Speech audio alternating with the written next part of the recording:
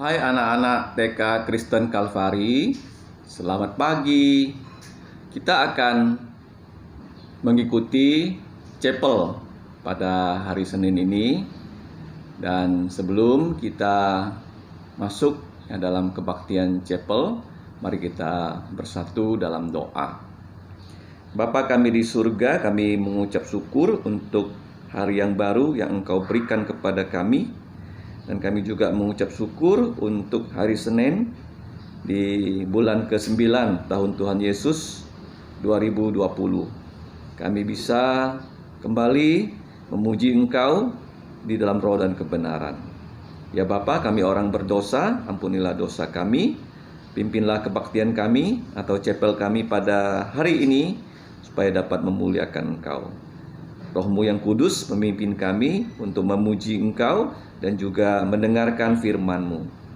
Berikan kami juga kekuatan menjadi pelaku dan pewarta dari firman-Mu. Di dalam nama Tuhan Yesus kami berdoa dan mengucap syukur. Amin.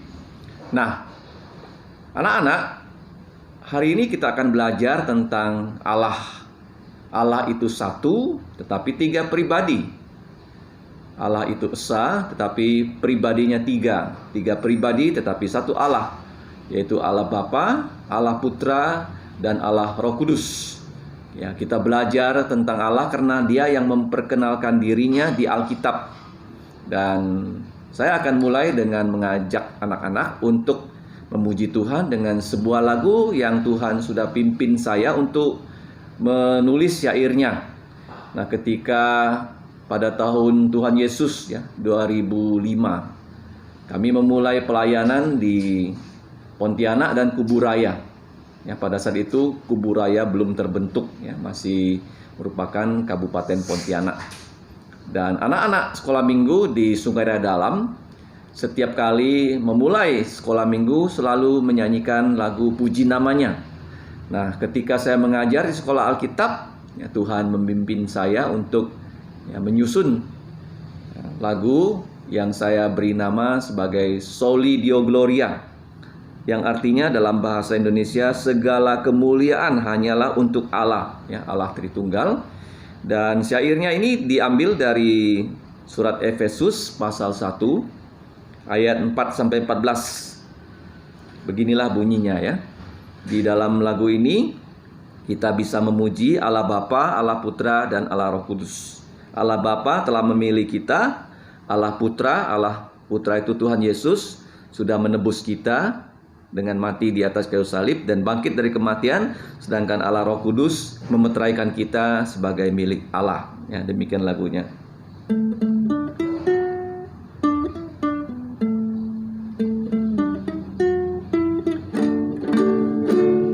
Bapa telah memilih kita sebelum dasar dunia, diangkat jadi anaknya yang dikuduskannya.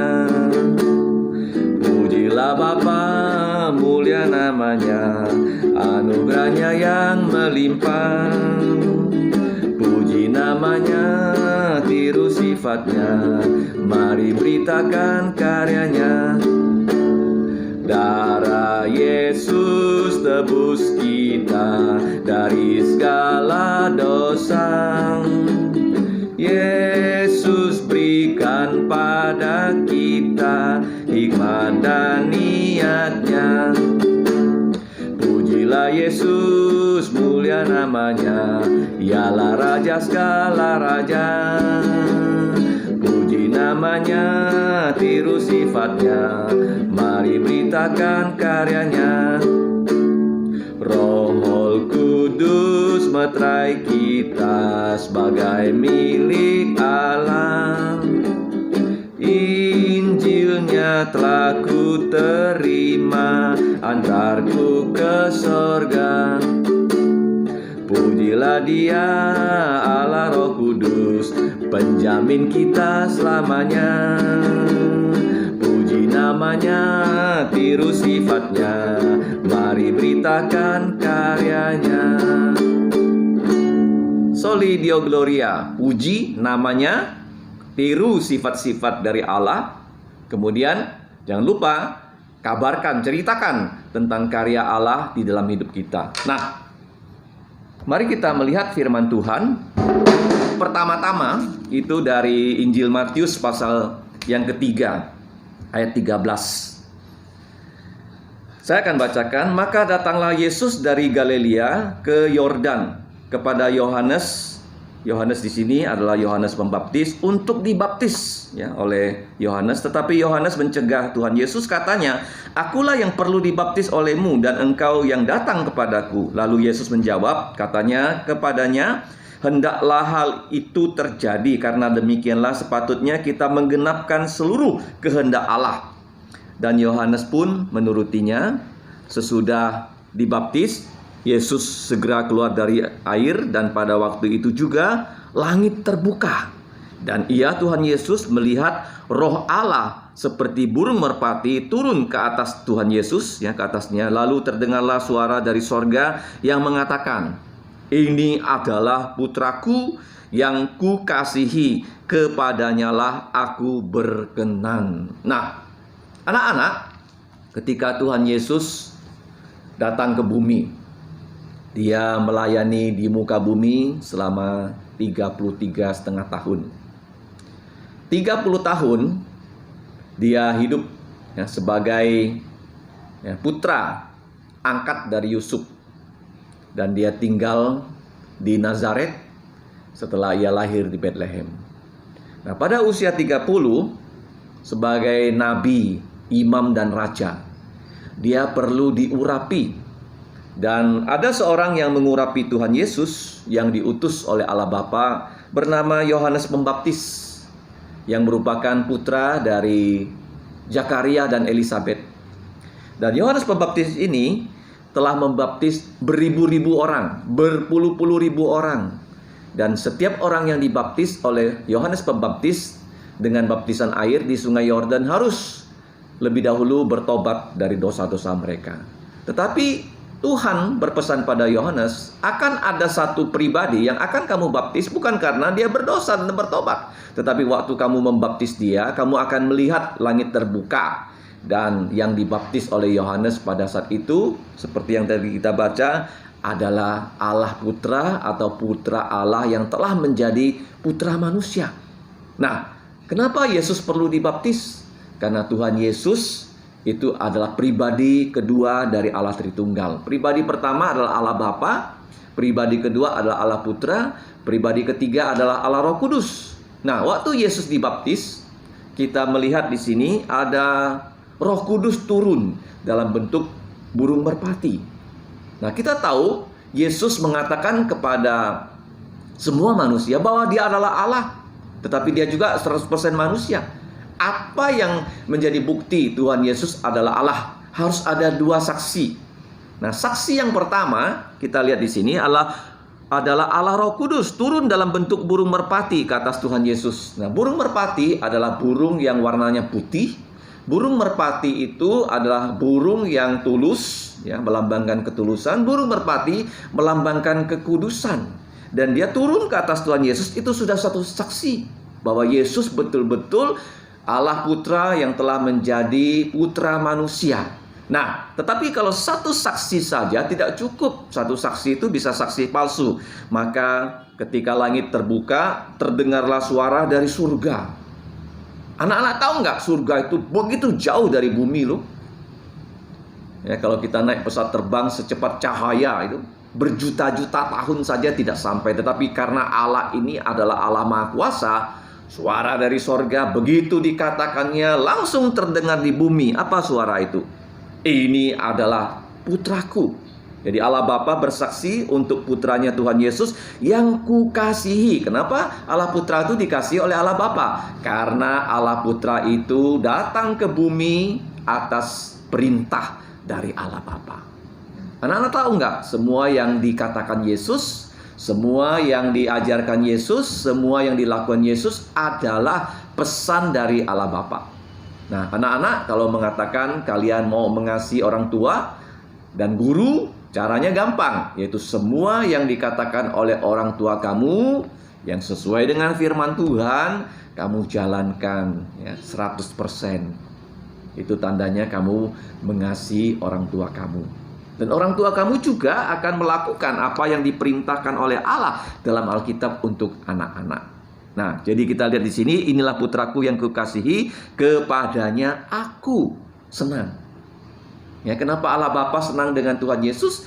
Karena Tuhan Yesus hanya mengatakan apa yang Allah Bapa ingin katakan, dan Tuhan Yesus hanya melakukan apa yang Allah Bapa ingin dia lakukan. Jadi anak-anak sudah tidak ya melakukan apa yang dikatakan oleh orang tua kamu di rumah?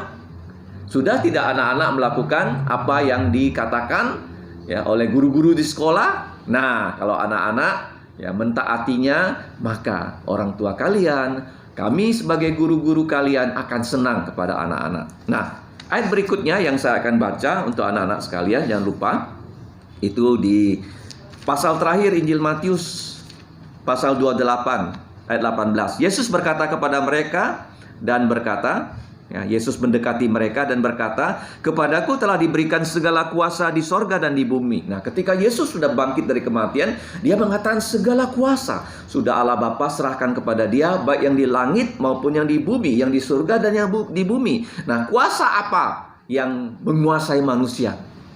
Itu kematian. Tetapi kematian sudah dikalahkan Tuhan Yesus. Jangan lupa, Tuhan Yesus sudah mati untuk dosa kita. Dia sudah dikubur pada hari ketiga, hari Minggu. Makanya tanggalnya merah. Dia bangkit dari kematian dan dia sudah mengalahkan kematian. Nah, kalau anak-anak percaya pada Tuhan Yesus, nah, waktu Tuhan Yesus datang kedua kali, anak-anak tidak akan mengalami kematian.